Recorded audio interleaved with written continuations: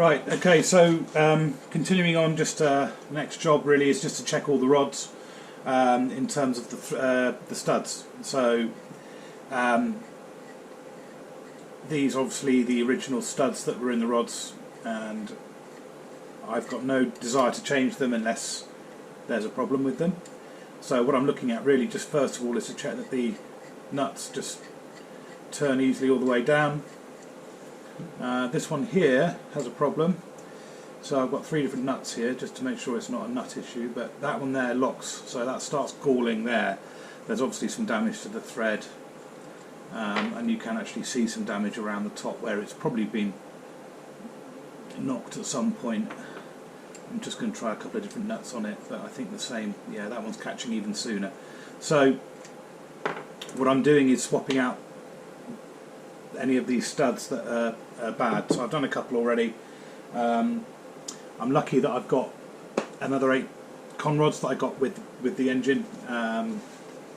So this is a set of 8 that I then bought afterwards. The ones that came with the engine were a bit more worn in terms of the small ends and the big ends, so I had an opportunity to buy a set, and I did, and this is what I'm using to put into the car. But what I can do is I'm robbing good studs off the other. So the first thing you need to obviously is remove the stud, and to do that what I'm doing is I am running a bolt onto it, running a nut onto it, so you don't want to get the wrong one, so it's definitely that one there that needs doing. I'm going to pull the bearing out, put that in afterwards. So I've got a nut on there. It's going to move you.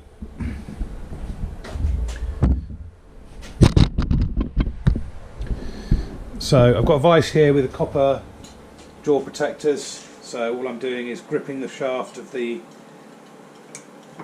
conrod, making sure that's nicely gripped, and then that's the nut that I've wound on that's now stuck anyway. So in fact, I'll tell you what I'm going to do, otherwise I'm going to struggle to get that off.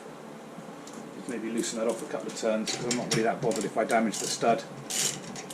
There you go. So just a nice big copper mallet.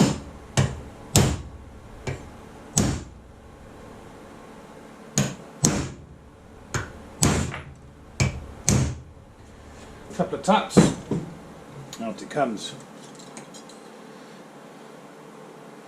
So now you can just remove that. Out comes the stud. I probably should have just left that in the vise, it would have been easier.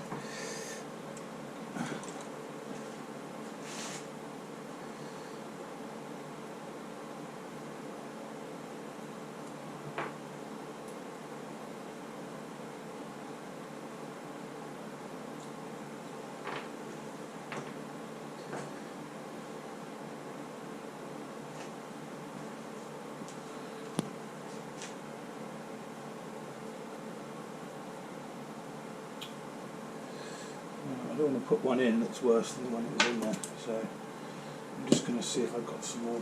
I think this nut is damaged. So what I do then is just, as you pull the stud up, there's some splines around the top of it there, and as I'm pulling it up into the, I'm just trying to engage those splines.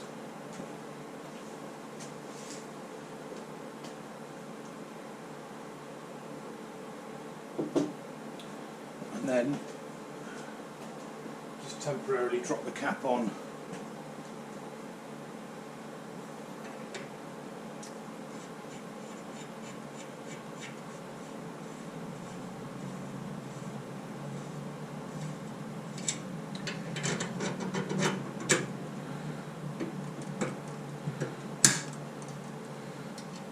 So cap on, and as you can see at the moment that bolt is not pulled in or fully, so I can only do it up that much. So there's got to be about 2 or 3 mil left underneath here, which I need to pull in. So just basically wind it in, keep winding it in until you feel it stiffen up.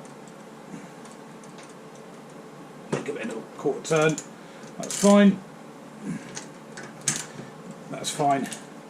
And now I've got two studs in there. Both nuts will both do up easily on. There's no catching, and the condition of the studs is better than the ones that were on there. There you go.